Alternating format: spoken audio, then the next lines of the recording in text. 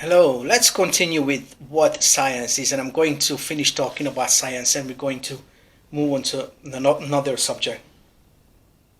But the question is, what is science? And the thing is that people live their life and they put their life give their life to science. They think that this is all there is, but the thing is, it can't even answer simple questions like, why am I here? What's the point of life? And it is difficult to explain or define what science is, because some people think that science is what deals with natural phenomena.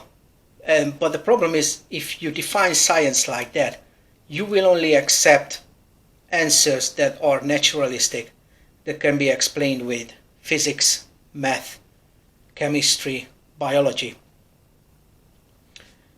And there are a lot of scientists who say that nature gives you the answer for everything, and there is no need for a supernatural explanation. But the interesting thing is, it's actually not a hypothesis; it's an a priori position, and an a priori position it's sort of like a presupposition.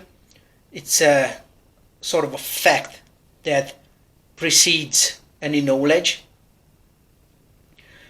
Which means you treat it as a fact. Like I said, it's more sort of you treat it like a fact, not as a hypothesis.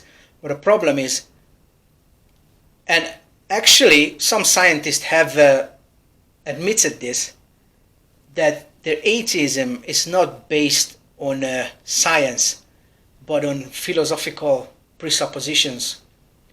But the problem is, it doesn't matter, even according to their own admittance, that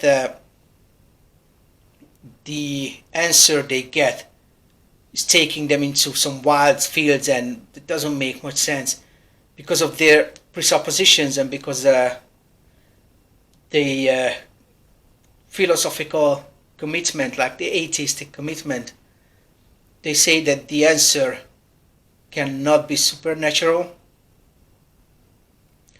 And the question, it raises the question of what happens when scientific discoveries are in opposition with naturalism, because it has happened. I remember reading in a book about it, that there was one guy, like a Chinese guy, and apparently he sent some data to the Americans, and it said that it's sort of not disproved, but it was showing that the impossibility of evolution, and they refused to look at it. And he said that's the difference between China and America, because in China you can criticize evolution, but you cannot criticize the government. When in America you can criticize the government, but cannot criticize evolution. And it's interesting that even one of the most famous atheists in the last century, called Anthony Flew, he gave up his atheism, although he didn't follow any religion, and he didn't become religious. He became more of like a deist, that he started believing in God, and the abuse he got for it from other atheists. And he did say that, people are abusing me, or people are saying horrible things about my book without ever having read it. There are people who think that science will give you the answer to the ultimate questions, and that's the only way to the truth, and they call it scientism. And they think that believing in God is on par with believing in Santa Claus or dragons or fairies.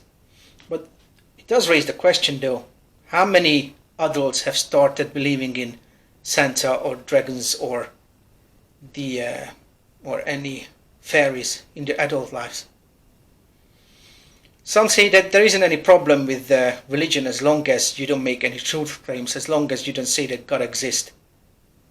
But if science would give you the answer for everything, why would we need for other disciplines like humanities, like philosophy?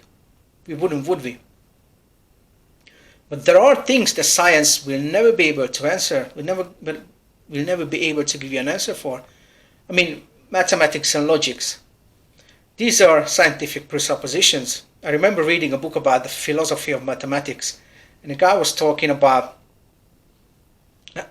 arithmetics you can prove, like you take one something and another something, you add them together, you get two somethings. You can prove that. But the square root of 1, that's a presupposition. That formula you're using, it's a theory, and it's accepted that it's a working theory, but there is no evidence that it's true. Or metaphysical realities you cannot prove by science. For example, that there are other minds than my own, or reality wasn't created 5 minutes ago with the appearance of age. And a good film that deals with it was Matrix. That when Neo was in the machine and all those people in the machine, they didn't know that they were in the machine. And there is something you couldn't prove.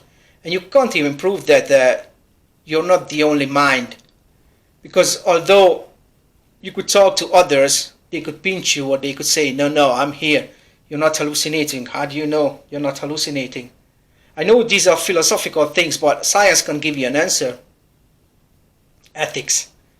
Which science can tell you that the things that they did during the Holocaust was evil? What about aesthetics? Which science can tell you that a Michelangelo painting is beautiful? None of them. Therefore, science is a slave to philosophy, and people don't like it.